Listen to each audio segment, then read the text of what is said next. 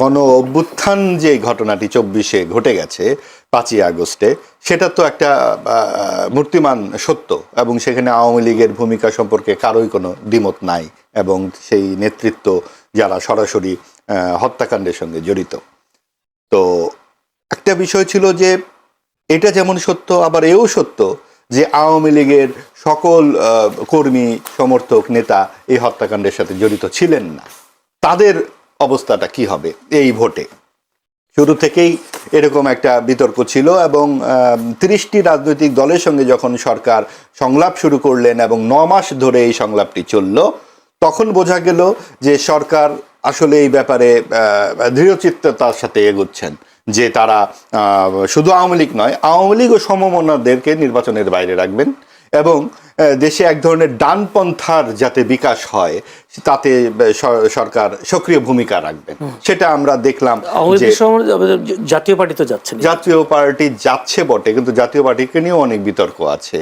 14 দল, আপনার সিপিবি সহ বাম দলগুলো 30 জুলাই থেকে আলোচনা থেকে উঠে চলে গেল, যে ধর্মনিরপেক্ষতা ও সমাজতন্ত্র এই আপনার সংস্কার আলাপ থেকে যখন সিদ্ধান্ত হলো সংবিধান থেকে বাদ যাবে, তো এই বিষয়গুলো নিয়ে তারা আর এগুলো না। এবং আপনি দেখুন যে গণ অভ্যুত্থান থেকেই সরকারটি এলো, এবং গণতন্ত্র, বাক স্বাধীনতার জন্য গণ অভ্যুত্থানে সকলেই অংশগ্রহণ, কোনো দলমত নির্বিশেষে সকলে ছিল। তখন কিন্তু এই আপনার ধর্ম নিরপেক্ষতার বিরুদ্ধে কেউ বলেনি এই আন্দোলনে। তাহলে সরকার এটি পেল কোথায়? আমাদের বাংলাদেশের যেই মুক্তিযুদ্ধ জাত চেতনা, গণতন্ত্র এবং আপনার বাকস্বাধীনতার পাশাপাশি সেই 4টি স্তম্ভের প্রধান 2টি স্তম্ভই কিন্তু সরকার বিসর্জন দিয়ে দিল। এই ম্যান্ডেট সরকার পেল কোথায়? 30টি রাজনৈতিক দলই কি বাংলাদেশ? সেই 30টি রাজনৈতিক দলের 7-8টি বাদে আমরা অধিকাংশ দলের দ্বিতীয় বা তৃতীয় ব্যক্তির নামই জানি না। অর্থাৎ পুরো বাংলাদেশ এই আলোচনাটিতে অনুপস্থিত ছিল। তারপরেও বাস্তবতা হচ্ছে যে বাংলাদেশের যে সংকট চলছে, বিভিন্ন দেশে আমাদের এখানে ভিসা নিয়ে সমস্যা হচ্ছে, আমাদের বাংলাদেশের ভাবমূর্তি নষ্ট হয়ে গেছে। আজকে বাংলাদেশের পাসপোর্টের অবস্থান দাঁড়িয়েছে 100 নম্বর 106টি দেশের মধ্যে। এই যে তলানিতে পড়ে যাচ্ছে বাংলাদেশের ভাবমূর্তি, এই জায়গা থেকে উদ্ধারের একটি পথ, একটি সুষ্ঠু, অবাধ, অন্তর্ভুক্তিমূলক নির্বাচন, এবং এই নির্বাচনের মাধ্যমে এটাই গণতন্ত্রের প্রথম ধাপ, এবং সেখানে আমরা 12ই ফেব্রুয়ারিতে আশা করে পৌঁছে যাচ্ছি। সব কিছুর পরেও এটা তো আর এমন ঘটনা নয় যে এটাই সর্বশেষ নির্বাচন। যদিও প্রশ্ন হচ্ছে আওয়ামী লীগ কি অপ্রাসঙ্গিক হয়ে যাচ্ছে, বা অপ্রাসঙ্গিক হওয়ার মতো এমন সিচুয়েশন তৈরি হয়েছে কিনা? তাহলে তো আপনি এই প্রশ্নই করতেন না। কতখানি প্রাসঙ্গিক হলে আলোচনার শুরুতেই এই প্রশ্নটা করলেন। তার মানে বারবার যখন আওয়ামী লীগের কথা বলা হচ্ছে, বারবার যখন বলা হচ্ছে এটা অপ্রাসঙ্গিক কিনা, তার মানে তো প্রাসঙ্গিক। যদি আওয়ামী লীগ অপ্রাসঙ্গিক থাকতো তাহলে তো আলোচনারই প্রয়োজন পড়তো না। সব কিছুর মধ্যে কেন শুরুতেই আওয়ামী লীগের কথা আসতেছে? কাজেই আওয়ামী লীগ যেমন অপরাধ করেছে এটাও সত্য, আবার আওয়ামী লীগ মুক্তিযুদ্ধের নেতৃত্ব দানকারী একটি 70 বছরের একটা ঐতিহাসিক রাজনৈতিক দলকে আপনি কি করে নির্বাচনের মধ্যে বাদ দেন? তাহলে তো জামাতে ইসলামীর ভূমিকাটিকে এখানে আলোচনায় আসতে হবে, যে 71 সালে তাদের ভূমিকা ছিল কি ছিল। তাকে যদি আপনি নিতে পারেন তাহলে আওয়ামী লীগকে কেন অন্তর্ভুক্তি করতে পারলেন না? এবং সেই জায়গাতে আমাদের সকল দল যদি থাকতে পারতো, তাহলে যেটা আমাদের 91-তে, 96-তে, 2001-এ যে 3টি নির্বাচন আমরা দেখেছিলাম সকল দলের অংশগ্রহণে, সেটি যখন অনুপস্থিত থাকছে। আরেকটি কথা হচ্ছে, আওয়ামী লীগ যখন ছলে বলে কৌশলে নির্বাচনগুলো 3 বার, তখন আওয়ামী ও সমমনরা নির্বাচন করেছিল। তখন বলা হতো বিএনপি জামাত সব কুকাণ্ডের হোতা, এরা আগুন সন্ত্রাসী, এদেরকে নির্বাচনে আসতে দেওয়া হবে না। বেগম খালেদা জিয়াকে 8 বছরের জন্য জেলে দিয়ে দেওয়া হলো এতিমের মামলার জন্য, একটা ছোট্ট একটা মামলাতে তাকে নির্বাচন অযোগ্য ঘোষণা হলো। ঠিক একইভাবে এবারও কিন্তু বিএনপি ও সমমনারাই নির্বাচন করছে। আজকে যদি আওয়ামী লীগ এই মাঠে থাকতো তাহলে বিএনপি ও জামাত কি আজকে এরকম মুখোমুখি থাকতো? তখন কিন্তু বিএনপি জামাত একদিকে থাকতো। অর্থাৎ এই যে ডানপন্থার যে সম্প্রসারণ আমরা দেখতে পাচ্ছি, সেই ক্ষেত্রে বিএনপি কিন্তু এখন একটু উদার পন্থী রাজনৈতিক দল হিসেবে আবির্ভূত হয়েছে। কাজেই এই সমীকরণগুলো কি দাঁড়ায় এই 12 তারিখে সেটা বোঝা যাবে। আওয়ামী লীগ অবশ্যই প্রাসঙ্গিক। ধন্যবাদ আপনাকে ব্যারিস্টার শাহরিয়ার। প্রশ্ন একটাই, যদি বলি মাহবাজ ভাই একটুখানি বলছিলেন, জামায়াত যদি নির্বাচনে অংশগ্রহণ করতে পারে মুক্তিযুদ্ধ বিরোধী দল হিসেবে, আওয়ামী লীগ কেন অংশগ্রহণ করতে পারবে না নির্বাচন? তার একটা প্রশ্ন, আপনি কি বলবেন আসলে? ধন্যবাদ আপনাকে। আপনার মাধ্যমে আপনার টিভি সমস্ত দর্শকদেরকে সালাম ও শুভেচ্ছা, এবং আপনাদের কাছে সালাম আলাইকুম রহমতুল্লাহ বারাকাতুহু। প্রথমে মাহবুব ভাই উনি তো সাংবাদিক মানুষ, অনেক পড়ালেখা, আমি তো কি বলবো নগণ্য সেই তুলনায়। এনিওয়ে, প্রথমে একটা জিনিস দেখায় দিই যে আমাদের পাসপোর্ট হচ্ছে 92 গ্লোবালি, এবং কতগুলোর মধ্যে 192-র মধ্যে। সো এবং এটা 2025 সালে ছিল 100, সো 8টা থেকে উপরে আসছে। এর আগে ছিল 210।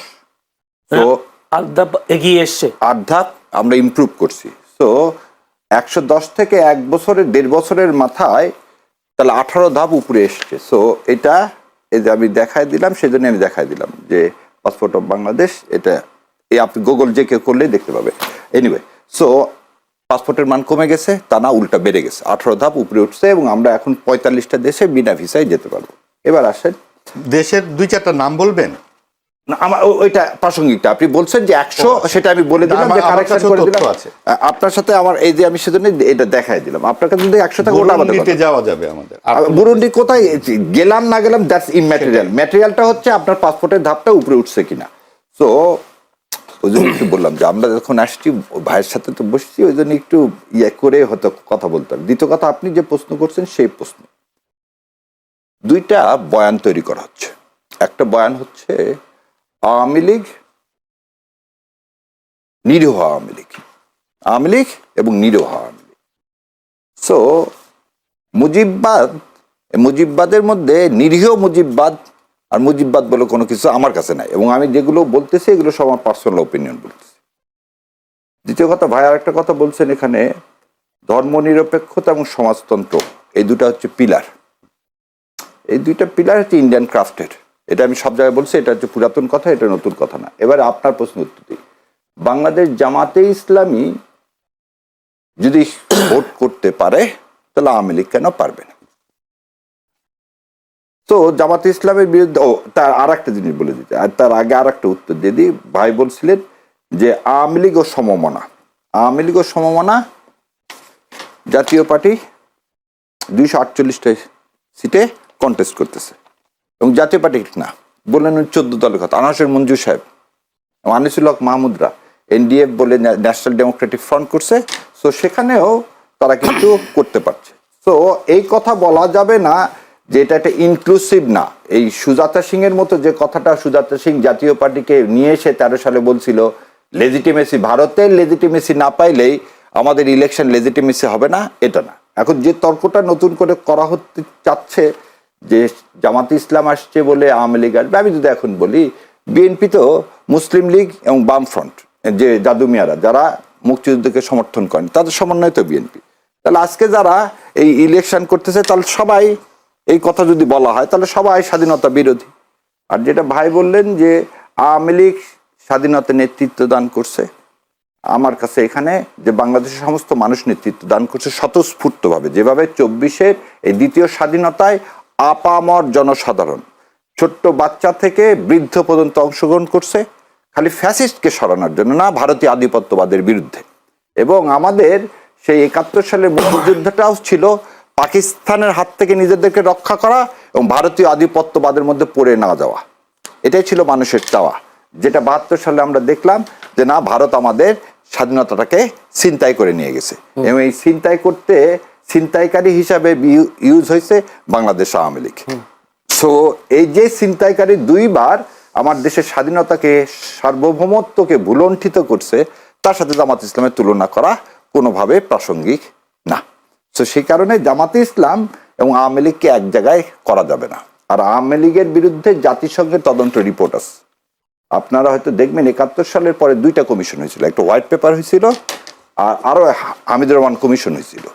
এই 2টা কমিশনের রিপোর্ট যদি আপনারা পর্যালোচনা করেন, এবং তার ভিত্তিতে 17 বছর তো আওয়ামী লীগ ক্ষমতায় ছিল, তো মানবতা বিরোধী অপরাধে জামাত ইসলাম এদের দল কেন করলেন না?